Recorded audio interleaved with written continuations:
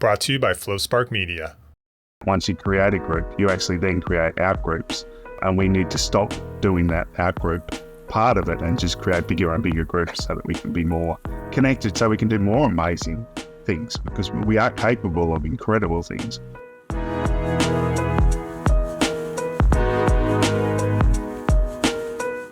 Welcome to another episode of the Sciencentric podcast. If you're new to this show, this is where we have thought-provoking conversations at the crossroads of science, society, and the natural world. And who am I? I am your host, R Olson, filmmaker, journalist, and all-around curious creative with a passion for science and nature. So if there's one thing you can't deny about the era we live in, it's that we're more connected than we've ever been before. This podcast is a great example. I can reach out to just about anyone, anywhere on the planet, record an interesting conversation, and then beam it straight to YouTube or the mobile device in your pocket. Now, this might seem kind of basic to our younger audience, but for someone who grew up in a time before the internet, it feels like we're living out the science fiction dreams of the 1980s, just with less cringy clothes and haircuts. Anyways, being more connected than ever before, we seem to feel more and more isolated. Depression and anxiety have been steadily rising, particularly amongst young people, who are the most avid consumers of digital technology. And of course, the COVID pandemic accelerated this trend, normalizing online interactions over face-to-face meetings. My guest in this episode, cognitive neuroscientist Mark Williams, is on a mission to correct some of the problems caused by this rapid adoption of technology. After working in academia for nearly 20 years, including a stint at MIT, he now runs programs for both kids and adults to help them understand and better manage their interactions with technology. He also looks at these issues in his latest book, The Connected Species: How the Evolution of the Human Brain Can Save the World. The book also talks about how we evolved to be such socially connected creatures in the first place, and how our need to connect and form groups is at the root of some other chronic problems society faces, such as racism and sexism. But before we chat with Mark about his book, just a quick reminder to subscribe to the channel and hit that little bell for notifications when new content goes live. Thanks for helping this podcast to grow and for making the world a little more science-centric. So the book's called The Connected Species, which of course refers to humanity. I thought maybe we could talk a little bit about what we know about how humans started, where humanity started, and what, if we were to take a look at humans objectively as a species, like what would be our natural environment that we would be most at home in? Yeah, it's a great question, because if you actually look at us as a species, we're actually not that good. I mean, we're not the fastest species that's out there, and we're not the strongest species that's out there, and we don't have the largest brain of any species, and we don't actually adapt very well to different environments. So we're pretty useless when it comes to just our raw ability. But the thing that really stands us apart from any other animal is our ability to connect, and to connect across groups, not only within groups. So if you look at like honeybees, they have amazing communities where they all connect within the community, but one hive won't turn around to another hive and say, we have extra honey this month, so you can have some, and then you owe us later on. Whereas we do that, right? We connect all across the world. Everybody's connected. I have this, as we were talking about, this amazing technology that allows us to talk across continents, but all of the stuff that went into actually building the laptops that we're actually working off come from all over the world. I mean, some of the metals are pulled out of the earth in Africa, and all, I mean, it's astounding to think about it. Plus across generations, which again, animals don't do that. They don't actually teach across multiple generations. A parent may teach its siblings how to do certain things, but we don't have that knowledge being passed on in other species, but we do in ours. And that's what makes us amazing, right? That makes us so amazing, which is why I called us the connected species, because that's really what has brought us to the point we are now. And I think it's really sad that we're being pulled apart at the moment because of that as well, because we have this real drive to connect to people. Because of that, once you create a group, you actually then create out groups, and we need to stop doing that out group part of it and just create bigger and bigger groups so that we can be more connected, so we can do more amazing things, because we are capable of incredible things, but we're also capable of incredibly awful things as well. I've heard that there's a number of people that we can sort of keep track of in our mind, and I forget the name of it, but it's famous because companies started implementing this. They say, well, we're only going to have 200 people in one building, and that's the magic number, 200 people. Is that sort of our limit in terms of how many people we can feel connected to at any particular time? And does that connect with how we evolved? Yeah, it's an interesting idea. I'm not a huge fan of it, because we don't have just one group, and that idea seems to suggest that we have one group that we have all the connections with, and we have, if you say it's 100 or you say it's 1,000, then there's 1,000 in that group and that's it. But we have many, many different groups that we're associated with, and within those you're going to have thousands of people within each of them, or hundreds, or maybe just 10. And so that idea doesn't really gel with me, because, for example, I'm a member of Surf Lifesaving here in Australia, and so as a member of that, I could run into someone in Perth, the other side of the country, who's a member of Surf Lifesaving, and we'd be talking the same language and connect to each other really easily. But then I'm also a huge fan of the Cats, which is a football team here in Australia, and anyone who's a member of the Cats, I'm going to associate with. I'm going to be happy to be part of their group. But then I have the work colleagues that I work with, and then I have book clubs that I'm a member of, and and I'm a surfer, so there's all these surfing people that I associate with. There's so many different groups that we're a part of. The idea that we have just this limited number that we can actually be in one group doesn't actually work. And if you think about the way we evolved, we probably started off in very small family groups, and then those groups got larger, where several family groups probably moved around together. But because of genetics, you would have had to have moved either the males or the females off into other groups, which would have joined other groups together through that process.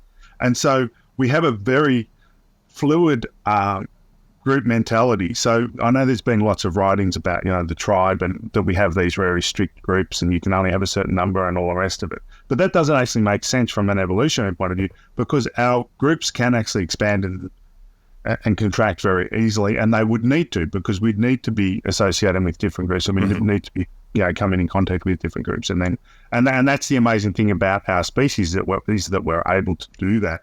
So I don't like the idea of putting this number on it, because it doesn't actually work from a practical point of view, and from an evolutionary point of view. So I think it's not. I mean, there's lots of these things out there that are really nice to say. If we only 1,000 of this, or only do 10,000 steps and you'll be healthy and all the rest of it. But it never really comes down to being that simple, unfortunately. Yeah, I think they just lowered that to 6,000, by the way, or whoever they are. Yeah, whoever they are. Whoever that happened. So I'm remembering in the book you pointed to two really kind of important developments in human evolution. One was tool use, and then also you just mentioned the genetic needing to move people out of the tribe that were too closely related genetically, so that we could get some fresh DNA into the group. So how could you unpack that a little bit, and how that relates to our evolution? Yeah, tool use is really interesting, because if you think about tool use, to make tools actually takes a lot of time. And to make tools well takes even more time, because you've got to practice a lot. And so to actually do that, you need to give up other things. And you can imagine a point where people went, hey, you're really good at making tools. And we don't want to lose you. So we don't want you to go hunting with us, because you might get killed by a leopard or a jaguar or whatever. So you stay here and make the tools and get really good at it. And then you give us the tools so we can then go out and go hunting or go digging for stuff and all the rest of it. And so that would have been a really important step in our evolution, not the actual tool making, but rather the segregation of tasks, saying you do this and then we'll do this and we'll give you some of the food when we get it, because of course you need the food to survive. And that would have segregated that, which meant that we then segregated more and more and more, which is why we're now in a point where everybody does different things. But because that also relies on this faith, right? It relies on the fact that if I stay home and learn how to be really good at tool making and don't become very good at hunting, I'm losing one of my abilities. I'm losing this ability to hunt and actually to keep myself alive by getting food. And so I have to rely on you to actually give me food when you get food. And so that takes a lot of faith in each other, right? And that's where we are at the moment, right? If I turn around and go, okay, I'm going to become an engineer, I have to then rely on the fact that then the society is then going to pay me a decent wage and give me all the things that I need for me becoming an engineer or becoming an artist or becoming whatever it happens to be. And that it does require us all being, the faith in that. And I think that's one area that we're really falling down at the moment, because we're coming to a point where a lot of people are doing jobs that they're not actually getting paid well for or not getting paid enough for. And that means that we're breaking down that actual system of, hey, if we all do our jobs properly and we all do them well, we're all going to be rewarded for that and we're all going to support each other for that. It's been broken down now a little bit, and I think that's really sad. And I think that's causing a lot of the tension in society at the moment. And we need to really think about that and think about the fact that everyone who is doing a job actually deserves to be paid at a rate that actually means that they're surviving well, really well, right? Rather than having a small percentage of people making all the money and everyone else suffering and struggling to actually do that. Yeah, we value certain roles more than others for reasons that aren't entirely clear. Exactly. Really important ones like teachers, right? Exactly. Teachers, nurses, even the people who clean up, right? I mean, that's an extremely important role, because things get dirty, we get infections, we get all the rest of it, right? We need to really value everybody in society, and I don't think we do enough of that, and realize how important that is. I mean, you view that sort of cohesiveness of humans as a function of specialization, though. Is that a fair sort of summary of what you're saying? Yeah. Which is really, and it's an interesting dichotomy, right? I'm arguing that by specializing, we became more connected. Right? Whereas we all normally think about specialization as actually removing yourself from the gap. Whereas what I'm arguing is that by specializing, we're actually becoming more connected, because we have to rely on each other then more to do that. I think I talk about, if Bill Gates, had to go out and find his own food and work the fields and all the rest of it, he would have never come up with the personal computer and so on, right? He would have never had time to do all those things. And so we need to give people time to do those things, but then we need to support them in doing that. Right. I also question Bill Gates' ability to hunt, but maybe that's a function of specializing in tech. You're letting one skill set go for another one. Okay, I'll stop making jokes at Bill Gates' expense. That's fine with me. Hey there, if you made it this far through the episode, you're probably enjoying this conversation and learning a few new things along the way. If so, I'd really appreciate your support so that we can bring you even more quality science and nature content to YouTube. Head on over to our Patreon page to find out how you can support us directly. We have 3 tiers you can join, and they start at only $1 a month. The link's in the description below. And thank you to our existing patrons for their support. Now on with the show. Okay, so if we're talking about human evolution, we're still talking about fairly small, homogeneous groups of people. And one thing you talked about in the book, which I thought was really interesting, is how our visual perception is so cued to faces, and how this hardwiring to recognize faces actually creates some problems in terms of who we view as part of our group and who we view as not part of our group. So could you talk a little bit about that? I found that really fascinating. Yeah, it is. It's a really fascinating area that I don't think has been written about.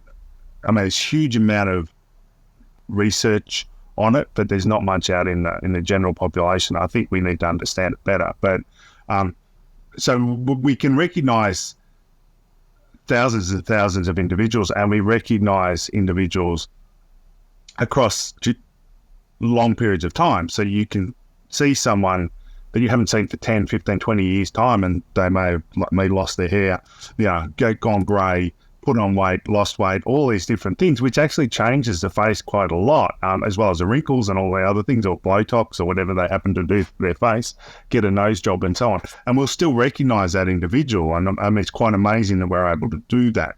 And we actually do that because we don't recognize individuals based on all the parts of the face. We don't do it like we normally do with other objects, but rather on the relationship of the different parts. So how far apart the eyes are and how far the nose is down close to the mouth and all those. It's a relationship, and it's the relationship relative to this template that we have. So we have this average face in our brain in an area called the fusiform face area, and that average face is the average of all the faces we've ever seen, and then we detect faces relative to that, how far apart the nose is and the eyes and everything relative to that average face. Now, that average face is based on all the faces that we've seen, and we detect, well, when we originally would have been moving around, we would have been in family groups. And so everybody we saw would have been a family group. And families, you can detect whether or not someone's from the same family or not, because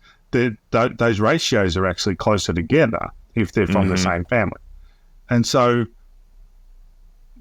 we're able to detect if someone's from our group because they're closer together. Now, this has, of course, gone on to cause an issue, because if those ratios are further apart, if the face that we see isn't close to our average, then that sets off a fight or flight response, because that says this person isn't part of our group, this person is somebody else. And that is where we have an issue with race, for example, because the faces that we see most often are faces that are of our race, and that doesn't matter where you actually come from. There's a lot of evidence for that. But you mainly see people, of course, because when you're younger, you see people within your family, but also what's on TV and what you actually watch. And even now on Facebook and so on, the feeds you get are actually usually more than likely members of your race. And so we're always seeing people, or we're mainly seeing people of the same race. So of people from other races, they deviate much further apart from a normal. So we have this automatic response to that says this person isn't part of your group, so therefore you need to do something about it. And that sets off your fight or flight response. It also means that there's the other race effect, that we don't recognize people from other races as well, because they're further away from that average that we have, that average template that we have. So therefore we have much more difficulty recognizing people from other races. And we also orient to people from other races much quicker, because our brain is saying, hey, this is somebody who's not part of our group, so we need to orient to them to make sure that they're not going to do something. And that goes back to, millions of years ago. It's not because we're racist today, but it goes back to this. But it is an automatic response. It speeds up our heart rate. It makes us breathe more shallowly. It pumps blood to our muscles and so on. So, and it dilates our pupils. And so if you meet someone who's from another race, this is going to happen automatically if you have a very narrow template. And they're going to know that, because they're going to automatically detect that your muscles, your face is becoming flush because blood's been pumped to your muscles. Wow. Yeah, your eyes are dilated, so they're going to automatically, but they're not going to realize that they're actually recognizing that. And so they're going to have the same response as you, which is a fight or flight response, which is going to make that more difficult. So we all need to recognize that that's actually happening when this happens. And of course, it's not something that's taught, I don't believe, in law enforcement and in army and so on. But it is why we have or each one of the components why we have difficulty often with one race against another, and this happens everywhere. And I'm not saying it's a big issue in the US. In fact, Japan is actually, according to the OECD, Japan's the most racist country in the world. So and that is because it's such a homogeneous country. Most people in Japan are Japanese, and all of their media is around Japanese faces and so on. So they have a much bigger response to this template than in other countries. But most people have that. And so what we've got to do is look at lots of different faces regularly, and you can actually widen that template, which is really interesting. We can actually train our template to be much wider so that it's not as likely to activate and cause this fight or flight response. This fusiform face area? Fusiform face area, yeah. Yeah, it's an actual part of the brain that is like, yes, that's making these calculations. I mean, how fast is that happening? So it's all subconscious. So you're talking, it activates within 170 milliseconds. So it's sub-seconds. It's like really quick. Wow. And it's happening automatically. And we also know there's great research now showing that it'll do it on a group basis as well. So if you're in a room, it'll actually detect. So it'll orient you to the individuals who are from another race. So even without you knowing about it. So if there's 100 people there and there's one person who's from a different race to you, you will orient straight to that person without even realizing that you're doing that. And then it will detect them, and it will then process that individual's there, and it's something that you need to attend to. And then you need to attend to it so that your more conscious areas of your brain can go, oh, hang on, it's somebody that I know, or somebody that I don't have to worry about, or whatever. But of course we don't do that because of the fact there's 100 people there and we don't have the time to do that. And we have to realize that our brains evolved in an environment where there's very few people. And we've only had lots of people in our environment in the last 100 or so years, or 200 years, 300 years, depending on where you're actually from. But vast majority of people, A, only started reading and writing in the last generation or two. But two, they only started living in large groups in the last generation or two. So our brains haven't evolved to actually cope with this environment where there's lots of people around. Yeah. And so we need to be aware of the fact that we're still using a primitive brain, right? Our brain is still the same as it was 2,000, 3,000, 4,000 years ago when we're all living in small tribes. So if I'm, I live in New York City, so I'm walking down the street, and like where I live is incredibly diverse. I mean, you have every ethnicity represented. I mean, is my brain just going crazy? Is that raising my heart rate and my, stress level just being around and my brain trying to process all these different faces? Or by virtue of living here, is my average face starting to look different than my race? Is it starting to look, more of an amalgam of or average of all these faces that I encounter all the time? What are your thoughts yes, on that? Most likely it's probably becoming more wider than a normal, than your average, than an individual who lives in a more homogeneous society. So you would have a wider template, which is great.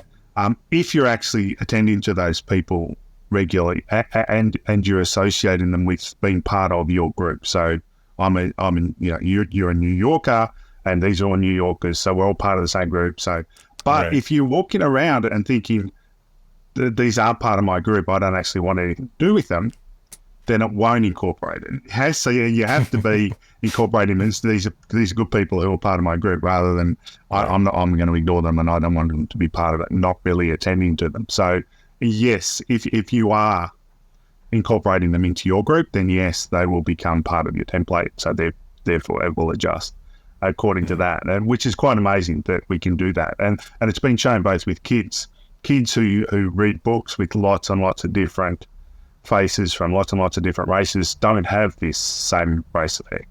And similarly, adults who do that for a period of time can decrease that effect as well. So we can retrain it, which is awesome. How does confirmation bias play into this? Because if we're noticing people that are different from us or don't fit our average template, are we more likely to, pick them out of a crowd doing something that we don't like, or how does that work? Yes. Confirmation bias is really difficult to get over. And this is, of course, a whole other aspect to it, which is all the stereotypes that we have in our brains as well. So we have this automatic thing, which is unconscious, which we've been talking about. And then we have this more explicit thing, which is what we actually learn, what we see in the media, what we're told by our parents, what we're told by our friends, which is there's the stereotypes that we have. And then we're constantly wanting to confirm that because we are constantly wanting our world to be the way we expect it to be, right? We don't want to be shocked that the world's different to the way we expect it. So if we live in a world which is, where different races behave in certain ways, then we're going to confirm that constantly, and we're going to notice when that happens and they behave in that way, and we're not going to notice when they don't behave in that way. And this is, of course, why, and I know a lot of people call it woke and all the rest of it, but this is why there's been a big push for the media to start using different races as the hero in their stories or as the main characters in their stories and so on. Not only for those races that haven't seen that before and therefore need those people to look up to, if you like, or to have, heroes that they can actually go, hey, they're really cool, but also so that those people from the other races can go, oh, those people are also good. Those people can also do these other things and start challenging some of those stereotypes. But it is really hard because we do have this confirmation bias that is constantly going on, which is to always ignore what doesn't fit with what we want and to actually go. And I don't think most people realize that either. I don't think people realize that, the perception that we have of the world and what we actually see and hear and feel is actually generated by our brains. It's not actually what's out there. And we're actually got, this illusion going on all the time, which is based on making our lives as simple and as regimented as is expected as possible, so that we feel comfortable in our own skin. We're seeing things through a filter. I mean, that's one of the reasons, like, I really try to read widely, even things that I disagree with. I follow people on social media I don't agree with. I try to get a lot of different perspectives. I usually end up agreeing more with one person than another, but at least I try to not filter. And it seems like social media exacerbates this as well with this confirmation bias thing, because it's, algorithmically driven to show us things it thinks we'll interact with and comment on. And I don't understand why governments allow the algorithms to still continue to go on in these social media, because it is extremely bad for all of us to be constantly fed stuff that confirms our biases, right? And it just makes us more and more driven in one way. And that's all they're doing, is they're working out what their confirmation bias is, and then driving them further and further and further down that road, so that they'll keep looking at, because it does keep confirming what they think is what the world is like. And it keeps taking them down these rabbit holes. And we know there's great research showing if you get rid of the algorithms, people actually come together, right? People are more likely to agree with each other. There's great study with Republicans and Democrats, and they showed that if you get rid of the algorithms in the background, then Republicans and Democrats are more likely to agree with each other. And if you have those algorithms running in the background, then they become more separated from each other. So these are really driving us apart, and they're causing a lot of the political issues that we're having all over the world, because we're becoming more separated and we're just being fed this information, which is confirming our biases. And governments need to do something about it. I don't understand. Back when we first had TV, subliminal advertising started. So the advertisers started using subliminal advertising, where they'd flash up something really quickly and then get rid of it. And governments within a couple of months turned around and said, hang on, this is actually influencing people's behavior without them being aware of it, so we need to ban it. And they banned it very, very quickly. Whereas what they're doing now is far, far worse and far, far more manipulative than that. And yet governments won't do anything about it. It just makes sense. I understand. It's all money. It's extremely wealthy people in this game at the moment who are controlling that. But we do need to ban it. It needs to be stopped. Yeah, I mean, if there's one theme on this podcast, it's that social media is evil and we all need to disengage from it. And it's really sad because it could be done really well if it was done in a way which was actually to connect us, and if it was done in a way which was about informing people about the truth. I think it could be done extremely well. But it's not. It's done because there's a couple of big companies that want to make a lot of money, and that's what they're doing. They're making huge amounts of money. I saw Facebook or whatever they call themselves now, just made huge profits again, bounced back very quickly from their Meta debacle. But we need to realize that unfortunately, not all companies, but most companies are about making a lot of money, and they'll do whatever they can to do that. And we need to realize that, and we need to somehow take that away from that ability away from them, because it's manipulating people in a really negative way. Yeah, recently there's a lot of colleagues of mine, former colleagues, have been laid off that work in journalism. And I was just thinking, talking about the money aspect of that, we're getting a little bit off the science, but, those companies have sucked a lot of money out of journalism. They've kind of ruined the publishing aspect of journalism. And so journalists, their role is to kind of bridge, in a lot of ways, the divide between people and find out what the facts are. And, a kind of classic journalism, at least in the United States and Western world, it's kind of does connect people in a way. And now that's all getting pulled out and put into these social companies, which is kind of sad, Yeah, I don't know how we can have. Yeah, I don't know how we can have a really democratic country without having good journalists. We need good investigative journalism to have a truly democratic country, because we need people questioning what's actually happening, and we need access to the information, and you need good journalists to do that. And unfortunately, all of the journalists, they're either becoming freelance, which makes it really difficult for them to spend long periods of time investigating whatever it happens to be, and being able to take the risk of going down rabbit holes and everything, which is when we find out the important stuff, right? When they actually do that. And without that, we can't have democracy, right? So we need to invest back in journalism.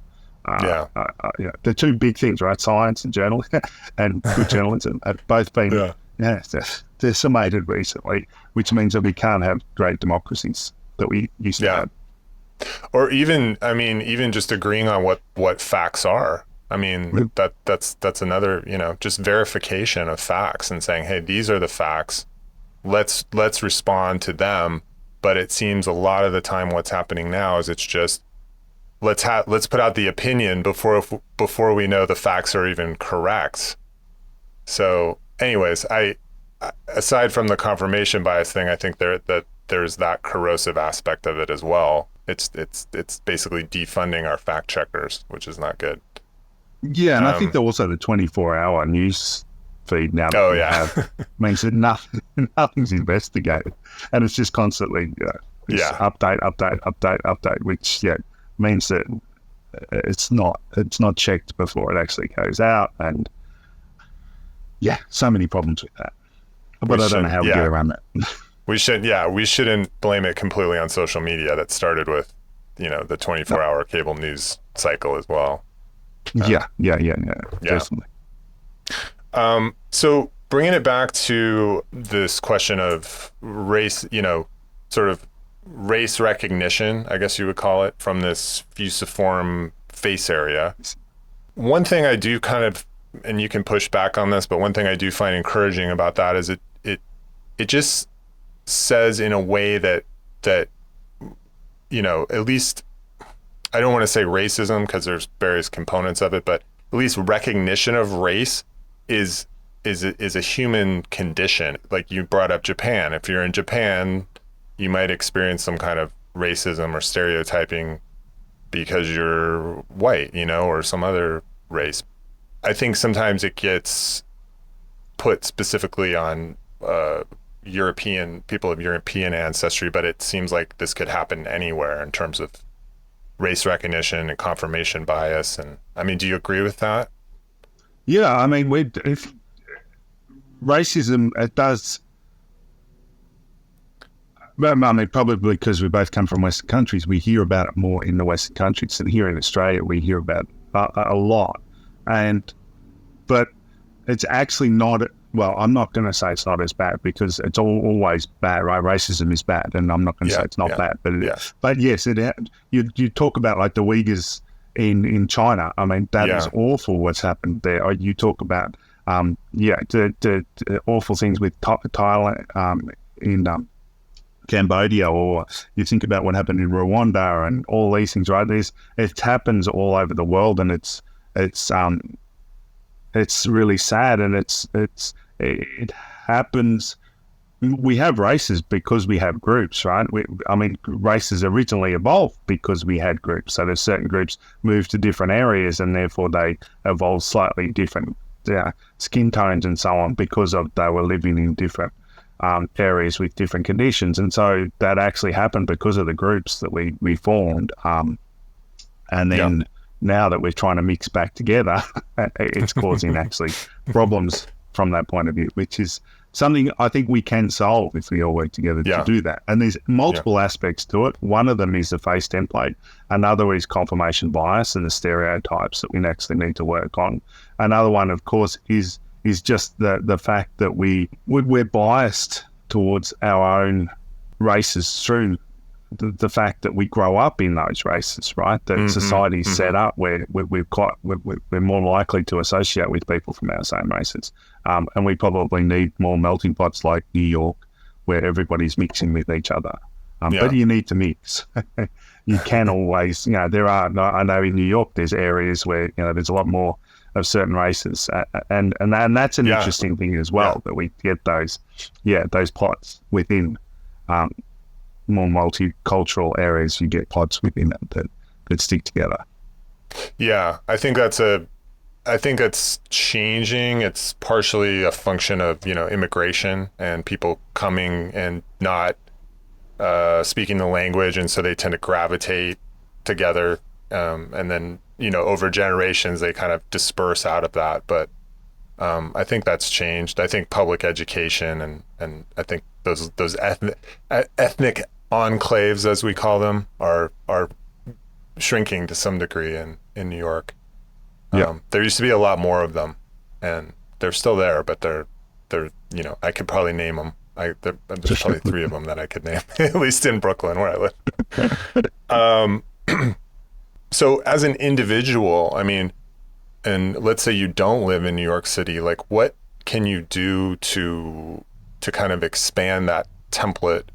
And I was just thinking that as a child of the 1980s, we grew up with like the Cosby Show, which was great. It showed, but aside from Bill Cosby's other things happening, but the image, the representation was fantastic. It was a family of a doctor and a lawyer and their kids, and they lived, I think they were supposed to live in Brooklyn actually.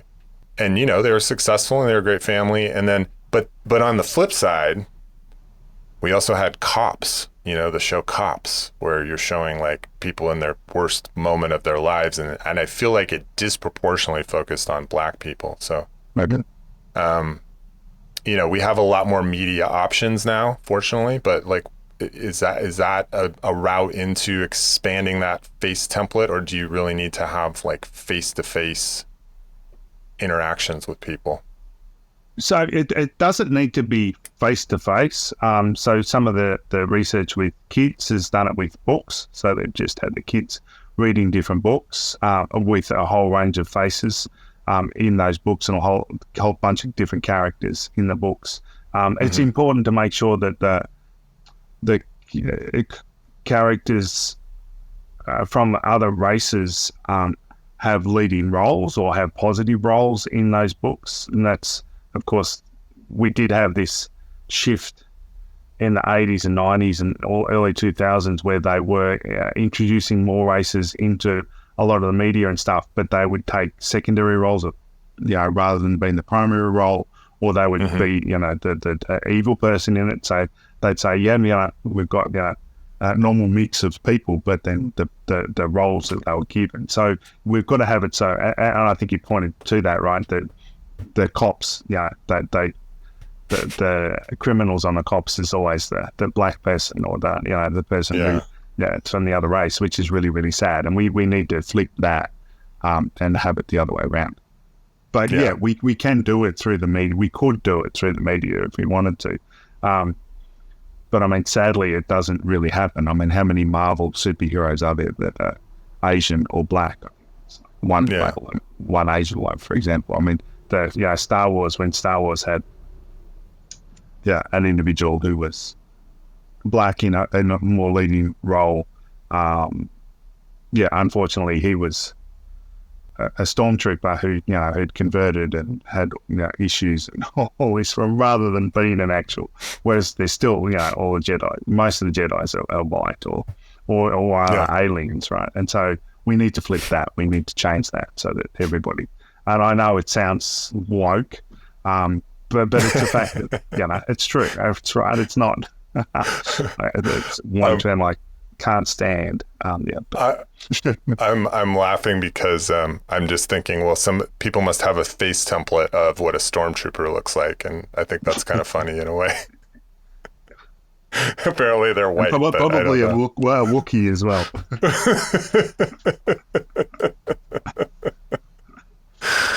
I mean, it's pretty interesting because we've found that even cows have face templates. So, which is pretty cool. Yeah, cows recognize each other based on their faces, and they have a similar face template to ours. Yeah. So that's a really deep.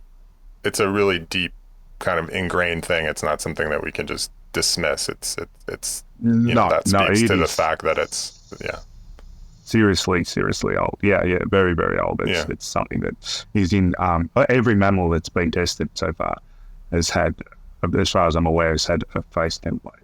I don't think the moles don't, but they don't have normal vision, so it's completely different. But if you think about it, it makes sense because we recognize all animals, right? You actually approach another animal face forward. So it makes a lot of sense that it's actually the faces that are what is used to actually identify each other, because you're always directing your face towards it, because that's how we see each other. And so you think of a wolf or anything approaching each other, they're going to be face forward. You don't very rarely back up to another animal when you're trying to work out whether they're friend or foe. So it makes sense that that's what we've used ever since the dawn of time to recognize each other. I mean, I'm imagining that's very adaptive because you need to recognize that instantly. Do I need to run, or am I walking, or am I walking towards this individual? Am I safe, or am I, all animals use their faces to communicate, right? And the growls and the snarls and the showing the teeth and all the rest of it in ways of saying, no, go away, or they'll have, sympathetic stuff, which is why we love dogs, right? Because they have those goofy eyes at us and all the rest of it when they want us to pat them, and they'll show their teeth when they don't want us to pat them. And we can understand that from our own perspective. And so, we've all species, use that. Or I shouldn't say all species, all mammal species seem to use that. Their way of communicating with each other. It's a primary way. Yeah, makes sense. Yeah. Do you enjoy books about science and nature as much as I do? They bring a lot of information together and help you learn about science and the natural world on a much deeper level than you just get from consuming news. Well, we've curated a great list of books over at our website on a page we call the Reading Room. It also features the books of all the authors that we've had on this podcast. Any purchases made through the Reading Room help support our channel with no added cost to you. Check it out at Sciencentric.com or look for a link in the description below. Since we've already dunked on technology here, and we might as well continue that thread. Let's talk about some of the deficits that we're experiencing in terms of human connection.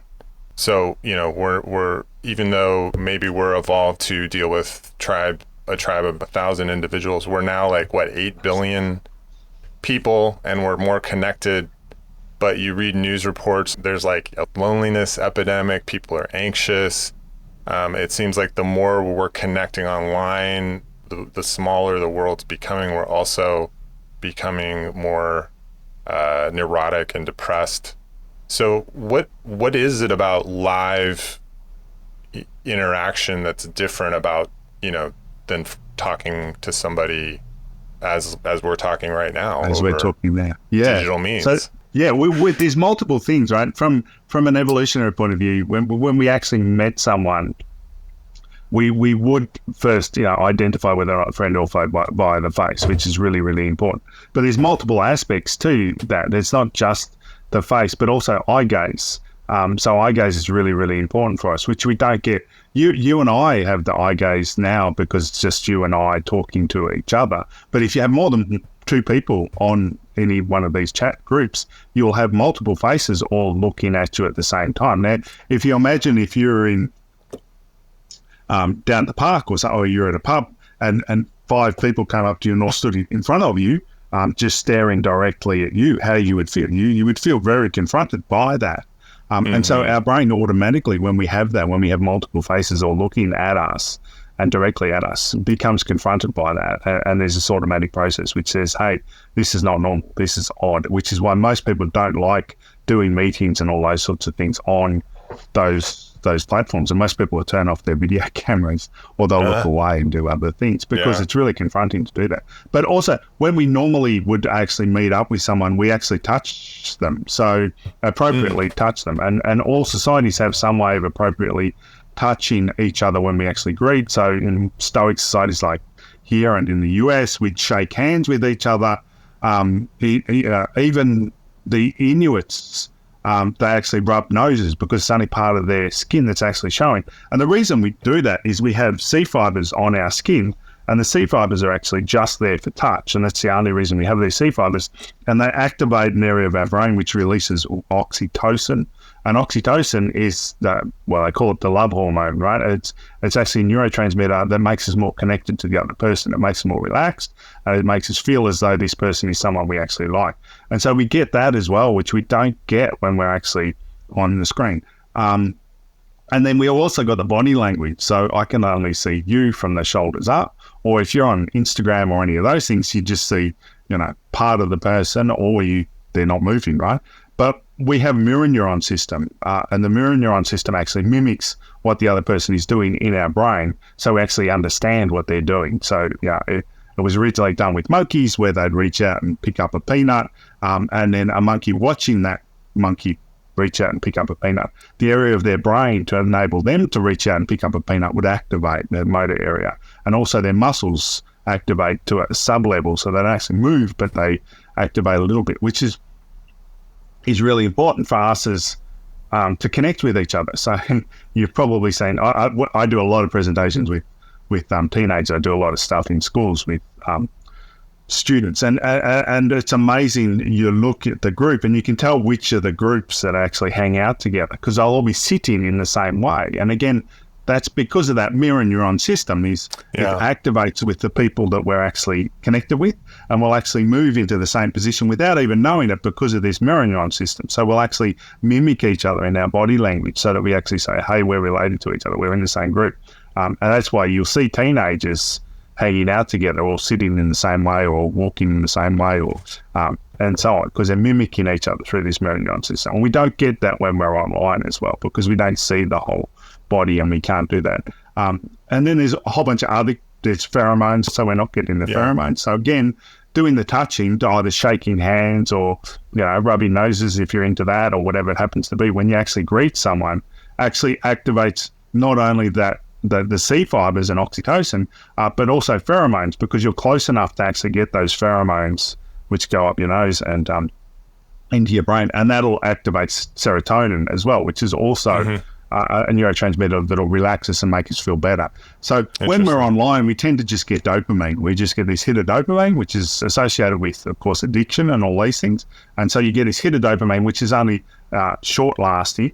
And so in the book, I think I talk about the difference between eating fast food versus eating a home-cooked meal. And with online interaction or online communication, it's like you're having a fast food meal. You're getting the dopamine as you do when you eat fast food. And that's all you're getting. Whereas if you do it face-to-face, you get all these other neurotransmitters that we actually need and we've evolved to actually need. And they make us feel better, and they make us feel better for a much longer period of time. And it's fascinating. There's a great, the Harvard study which recently came out, which has been going for 75 years, I think it is. They've recently shown that just by sitting down and chatting to someone on a regular basis that you actually trust, face-to-face, it can actually increase your lifespan by 10 to 15 years, which is amazing, right? Just by sitting down and chatting to someone on a regular basis can do that. And also decreases the likelihood of you having other neurodegenerative diseases. So we need to be actually spending more time sitting down and chatting with people and not being online, because it's not the same as actually sitting down. As we talked about earlier, our brains have evolved to actually be sitting down with people, right? That's how we used to sit down. We used to spend, we used to actually spend most of our time sitting around campfires and actually chatting to people we love and learning from each other. And that's what we've actually got to be doing, because that's actually what brings us joy. And so we need to be doing that more often. And we all need to actually do that. But the problem with the brain is, well, it's not a problem, but the issue is that our brains are plastic. Our brains are constantly changing because of a thing called neuroplasticity. And we now know, whereas we used to think that we went through these different stages which Piaget came up with as we were growing up. And then once we got to about 25, our brains were set, and then we basically just deteriorated after that, which is a pretty sad way of thinking about life. We now know that's not true, that Piaget was wrong and there aren't any of these critical stages, but rather our brains are constantly changing. So your brain's going to be different today than it was yesterday, and it'll be different again tomorrow, depending on what you do and what you don't do. But that's use it or lose it paradigm. So if you're using it in positive ways, it gets healthy, and if you're using it in negative ways, it gets less healthy. But it also means that it's adapting to your environment all the time. So if you're spending less time with people, then you're going to feel like spending less time with people, and you're not going to have the ability or the drive to actually spend time with people. So then you'll spend less time with people, which means that your brain's going to adapt to that and get used to that, which means you're going to spend less time with people. And you can see what happens. It just spirals, a vicious right? cycle. Yeah. And that's become even worse because of COVID, because everyone got scared of everyone, because we're all going to infect each other. Sorry, I said the word again. Since the epidemic, I'm gonna bleep that out, Mark. Come on. Since the C word, and then it's gonna sound like something worse. Since the C word, when we're all told to stay away from each other, don't touch each other, which means we weren't getting the oxytocin that we need because we weren't touching each other. We couldn't see each other's faces because we had masks on, which was really, really bad. And actually, there was a hospital in the UK showed that patients weren't getting as well and were more likely to spend longer in hospital when all of their carers were wearing the face mask. So they actually put these clear face masks, which had a clear section here, so you could actually see the faces and you could actually see people smile at them and stuff. So it's really, really important that we actually do that social interaction. And being lonely actually kills us. Being lonely can cause psychosis. I mean, this is why we have why most countries now have banned solitary confinement from jails, right? Because it is a really, really horrendous thing to do to someone, to actually put them in solitary confinement. And solitary confinement is just another version of being lonely, right? You actually don't have people around you. And we need to realize how bad it actually is for people. And we need people to be interacting with each other. And I find it crazy. I work with an organization which does digital detox with kids, where they take them out on a camp for 2 weeks and they have psychologists working with them. And these are kids who have spent 2-3 years in their bedrooms, haven't left their bedroom. And I find that ironic because when I was a kid, your parents sending you to the bedroom was the worst thing they could have done to you. I mean, it was like, and it was, number one punishment, right? You're grounded and you've got to stay in your bedroom for the next, 2 days. Whereas now, all these parents come to me saying, I can't get my kid to leave their bedroom. It's just a huge flip in our, and we need to do something about that. Kids need to be out there, interacting with each other. And it really frustrates me because schools are promoting this, right? Schools both here and in the US, introducing more and more devices into schools. And it's not just the smartphones, it's also the laptops and all these other things into schools. And we know that learning on a screen is actually poorer for retention and for outcomes than learning on paper. Learning on a screen is more stressful than learning on paper. You remember less when you actually read things on a screen than when you learn on paper. Typing is actually worse for comprehension than actually writing with pen and paper. We need to be getting rid of the devices from the schools, because it also makes it difficult for parents, right? Because the schools are saying kids have to have a laptop, and they have to come to school with laptops, and then they have to do all their homework on the laptops or on the computers. And then the parents are going, but hang on, we want the kids to be out, doing stuff. And we need to realize that 21st century skills that kids are actually needing to develop are around communication, are around leadership, are around being able to work within a group, collaboration. These are the 21st century skills that kids are actually going to need. I know I was talking to a company just the other day, which is formed, and they're making huge amounts of money because they're actually teaching new grads how to talk on the phone. And all these companies are actually hiring this company to teach graduates how to talk on the phone, because they don't know how to talk on the phone when they get a job, but they all of a sudden have to talk on the phone. I mean, there's the skills that we should be learning when we're teenagers or when we're kids, and we're not learning them. And now, well, good luck to this company because it's doing extremely well. But surely, schools need to be teaching kids what they actually need, and what's actually needed for them, rather than be doing things which we know are detrimental to learning and detrimental to social communication, and detrimental to these 21st century skills that they should actually be learning. And we need to really think about that. I mean, let me play devil's advocate for just 1 second. Yep. So if I would agree with most of that, but I think there's a counter argument that would be that, what if their work is largely done, in the cloud? What if their work is largely done virtually? I have an 11-year-old son that loves playing Minecraft, and I could see him, meeting with people in that space. I mean, is there a case to be made for learning those skills? The problem is we don't have to, as you said, you've got a 12-year-old son. Who does it? Who does it for fun, right? So we don't need to be spending 6 hours a day in school learning something that they learn themselves. The reason that these technologies have taken off and become ubiquitous is that they're really, really simple and they're very intuitive. So you don't need to learn how to use. I mean, I haven't met a 7-year-old who can't use an iPad, right? They do it automatically and without even thinking about it. To be spending 13 years of school life learning how to use something that we learn anyway, and we learn easily, right? I mean, my mother's got Alzheimer's, and I taught her how to use a laptop in about an hour. She didn't need 13 years of schooling to learn how to use the laptop and be able to send emails and all the rest of it. And she has a neurodegenerative disease as well. So, we don't need to be doing that, right? What we need to be doing is teaching them skills that they're not learning at home, and that they're not learning, right, in school. Schools, that's what school used to be about. They used to be teaching kids stuff that you wouldn't learn at home or that your parents couldn't teach you.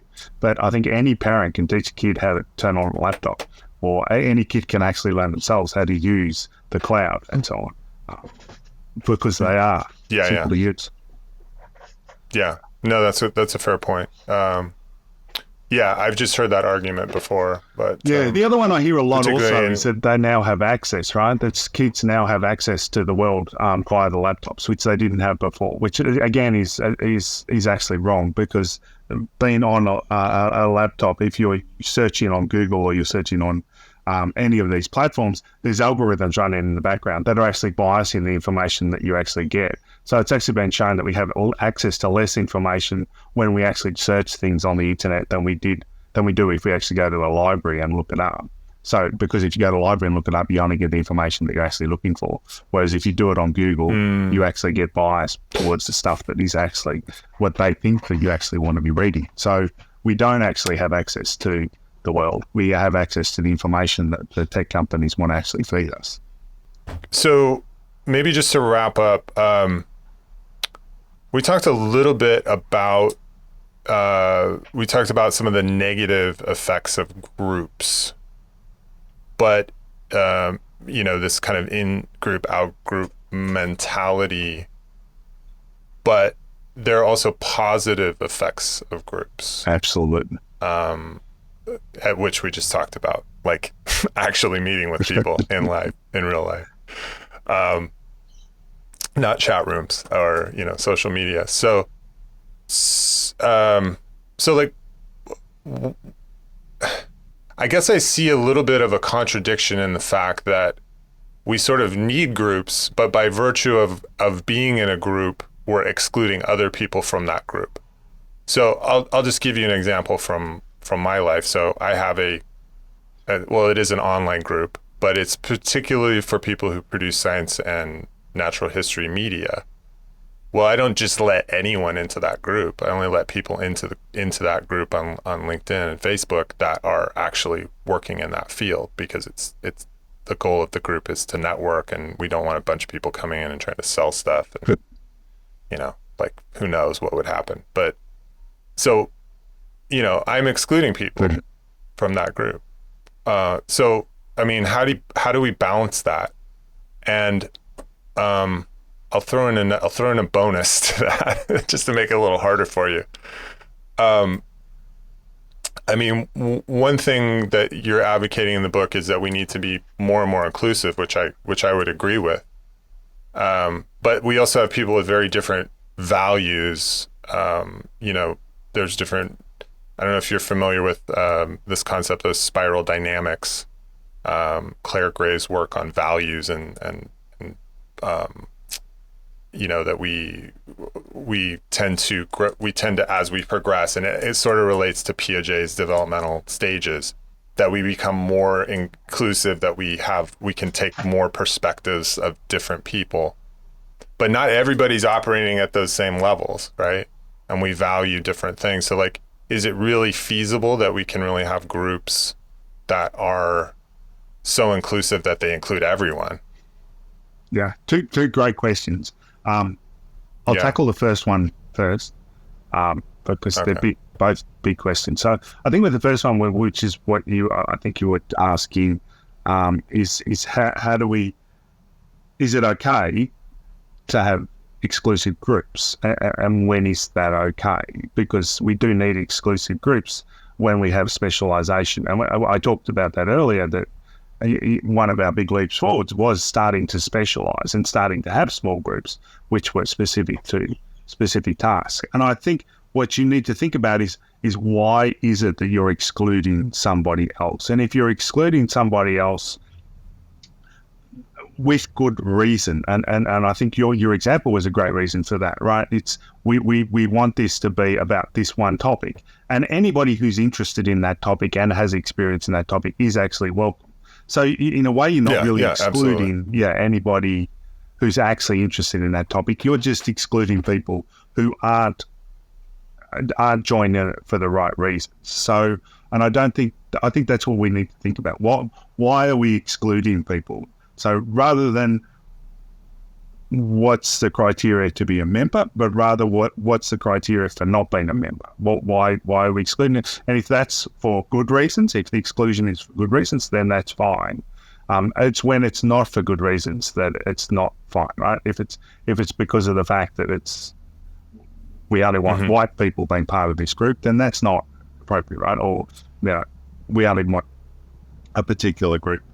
For whatever. So I think that's when those groups become nefarious. And I think most of us have I think if we think about it, most of us realize when we're creating a group which isn't nice, right? Which isn't appropriate, and we shouldn't be creating that group, and we should be dismantling that group. So, and we do need the groups, because the groups are really important. The idea of different values, I don't think we actually do have different values. I think the fact that we are separated and don't talk to each other means that we don't have different values. I think we all have, we all want to be safe. We all want to have food.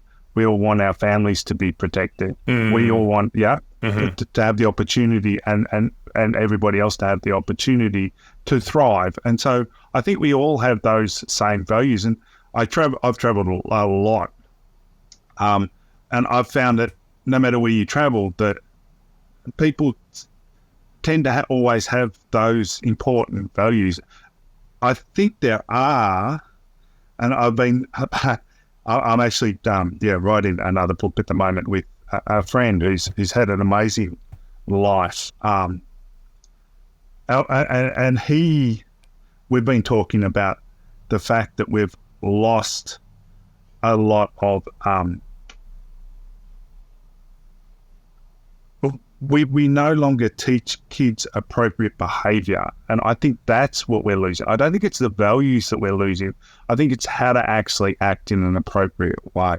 I remember the other day I was on a tram with my teenage kids and the tram was empty, and so we were all sitting down, and then the tram got full. One of the stops, a lot of people got on. It was on the weekend, and there were several older people got on who, had trouble walking, and so I automatically stood up, and my kids also stood up so they could actually sit down. But as soon as we stood up, two teenagers sat down on our seats and with their headphones on and put their feet up on the other seat straight away. And so I said to them, hey, they were fun. And then they actually then stood up and were very apologetic about what they'd done and let the older people sit down. And it was only because they'd never been taught that that's the appropriate way to act. And so I don't think we're losing, and I get the idea that we're different people have different values, but I don't really think I think we all have the same values. It's the behaviours that go behind those that we're losing. And I think we need to teach the next generation what is the right way to behave.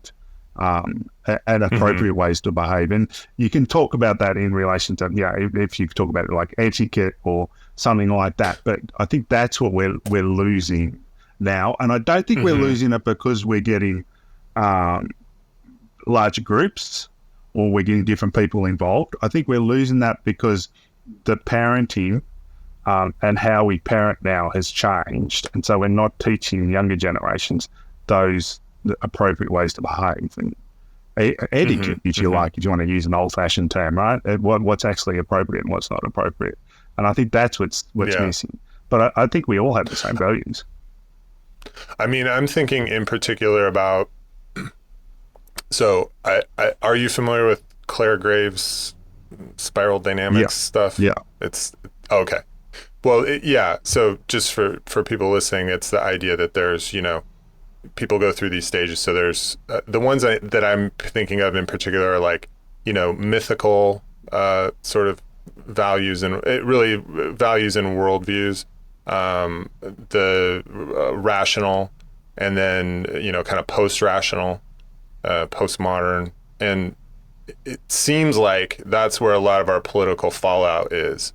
And for example, I'd say I'm probably somewhere in the rational, sort of post-rational space as most people, kind of more intellectual people are at this stage. But like, I find it sometimes hard to relate to people, for example, that are very religious, because that's from feels like it's from a different time, and those values are a bit different. So that's the kind of thing that I'm thinking of. So they would form a group and I would form a group, but the whole reason the group would exist would be completely different because we have different values and different worldviews. Does that make sense? Yeah, no, that does. And I completely, I understand, I appreciate that.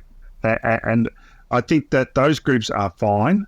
Our belief systems, I think it's fine to have different belief systems and therefore be part of different groups as long as you don't discriminate against the other group because of that, right? And I think that's where things break down. So as we talked about before, groups are really important, and groups give us something to belong to. They give us someone, a group of people that we trust, a group of people that we can rely on, and they're really good for our socialization and all these things. So that's fine. And of course, they teach us different behaviors and so on that I was just talking about. it's just as long as one group doesn't discriminate against another group. And that's where we've got into a problem, right? And that's where we're in a problem now, is that these groups have become are discriminated against other groups, and that's not fair and that's not appropriate. Yeah. And that's when I talk about the widening the circle, is that it's fine to be in smaller groups, but then we also need to think about that we have this bigger group, which is humanity, which we all have the same values, I believe, which is that we want to be safe and we want to be protected and we want to have some kids who are looked after and have healthcare and all these things. And so therefore, any of the groups that we're a member of shouldn't be discriminating against those values. Gotcha. Yeah. Those are common values. Common human values, as it were. Yeah, or should be anyway. Yeah. Do you work for a science or technology-focused organization and would like to create video content but don't know where to start?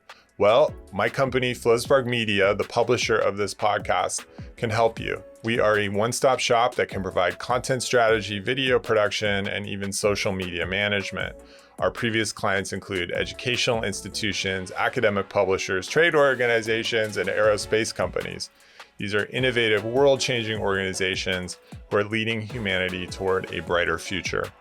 Learn more at flowspark.com or look for the link in the description below.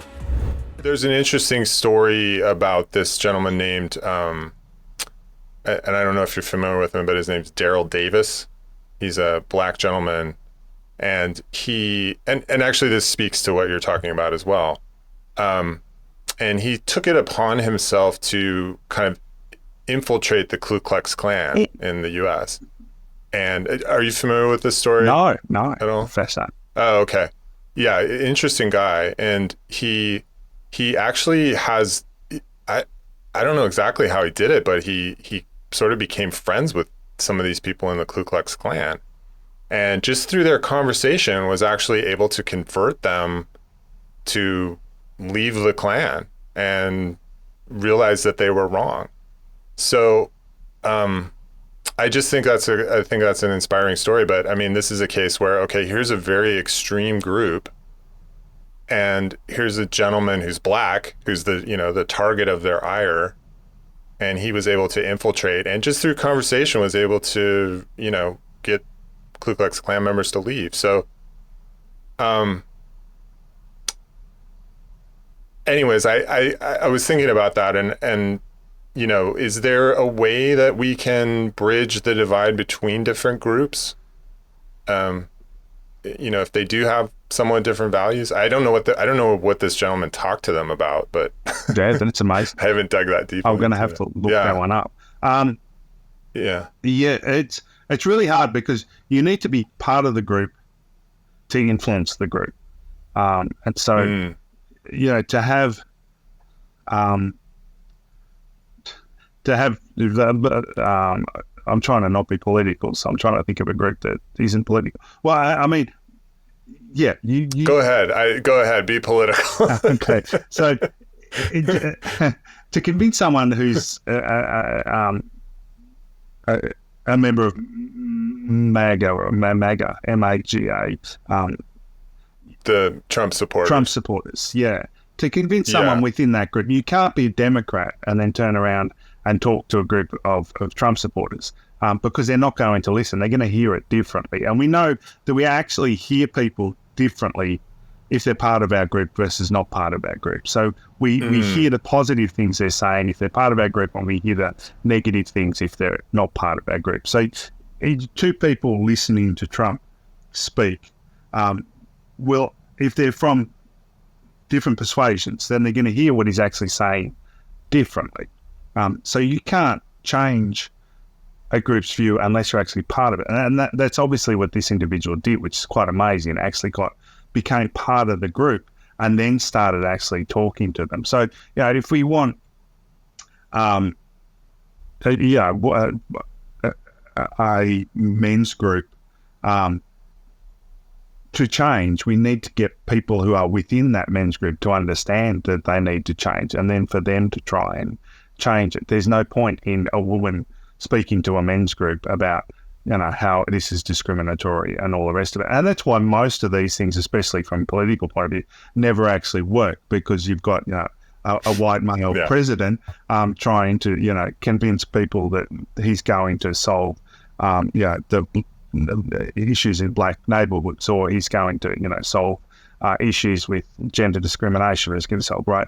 It's never actually nobody's actually going to take that seriously, because he's not part of those groups. And so we need to get individuals who are part of those groups to actually then be willing to influence those groups. And I remember I had someone speak to me and say, what right do you have to talk about racism when you're a white male, and you probably haven't experienced racism? And it's like, because it's mainly white males who in Western countries who are racist, right? And so therefore I can actually change that. A black woman is not going to be able to affect racism. You need white males willing to stand up and say, we've got to actually stop treating people like this. And so, we need people within the groups actually willing to actually change the groups and willing to actually influence the people within them. Otherwise, they're not going to listen in the same way, and you're not going to get the same effect. But that's hard. Yeah. That's really hard. Yeah, I've thought about that too, just in terms of, sort of the left-right political divide, and, the extreme left or extreme right, they're not going to listen to the other side at all. So you kind of need the moderates in the middle to say, that are kind of on the same side, to be like, whoa, we're going too far here. You need, and then the danger with like social media is like, if you're a moderate and then you say something, you say, hey, we need to like slow down here. This is too extreme. You get labeled as, oh, well, you're the other side now. Yeah. You're right or you're left. And so it's another thing where it's like people who are moderating voices, let's say, feel like they can't speak because of this issue with social media, where they'll just be shouted down and told they're actually part of the other side, and they're not, essentially that they're not part of the group. They're actually in the other group. And you're like, well, I'm not, look at my beliefs. I'm not in that group, So. Yeah. And I think that's another big problem with the internet at the moment, is the comment section, right? We actually need to get rid of the comment section. These people don't actually have a right to have a say. If a journalist has spent 6 months investigating something and they publish it, that should be it, and that should be what should be read. There shouldn't be a whole comment section based on a whole bunch of people who we don't even know who they are. All of a sudden saying, "Oh, this person's just woke," or "This person's all this not," which it really does devalue all the work that these individuals put in. And we really, sure. I was disgusted recently. I'm a surf lifesaver, I mentioned earlier. We actually had a big rescue here a couple of weekends ago. And one of our patrol members, who's amazing, and she's gone all the way through, from the junior all the way through, and she's 16. She had to jump out of the rescue boat to swim across and climb onto some rocks and big, quite rough conditions to rescue 3 teenage boys who are 17, 18. She's only 16. And she swam them back to the boat, and it was amazing. I mean, one of them had concussion.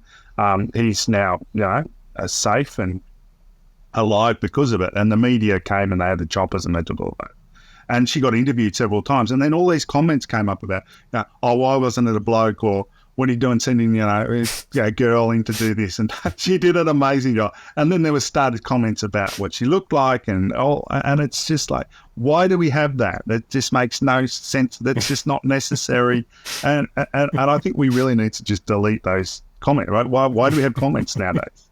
Where did this come from, and why do we have it? I don't understand why. And it's this idea that everyone deserves to have a say, and I don't think everyone does deserve to have a say, because most people, what they have to say isn't very nice and isn't appropriate. So let's get rid of the comment section. Sorry. I'm going to be controversial and just say, let's get rid of the comment section. Well, and not only that, but, back to what we were talking about with journalism, it's also just being, ignorant of the facts and, coming with, so like everyone wants their say, but they're not willing to actually dive in and find out what's actually, I mean, if you come with data, if you come with facts, I mean, So I think there's value in that, but most people don't. Yeah. You know, they just have their own opinion, or they just, you know, I read some article and I'm going to hold that as the truth, you know? Yeah. And if you do have data and you do have facts, then write your own article. Yeah. Well, fair point. Yeah. It's like, It's too much work. And write your own article.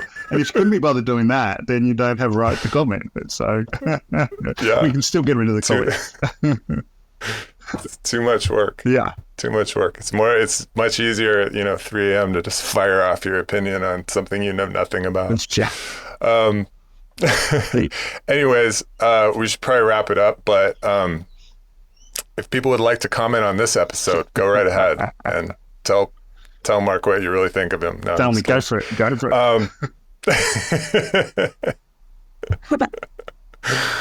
it. So anyways, Mark, it's been a pleasure speaking with you. Enjoyed your book. I learned a lot. If people want to get the book, where can they find it, and where can they find you online if they want to interact with you? So it's an American publisher, so any good bookstore should be able to get a hold of it for you, or all the online bookstores have it available.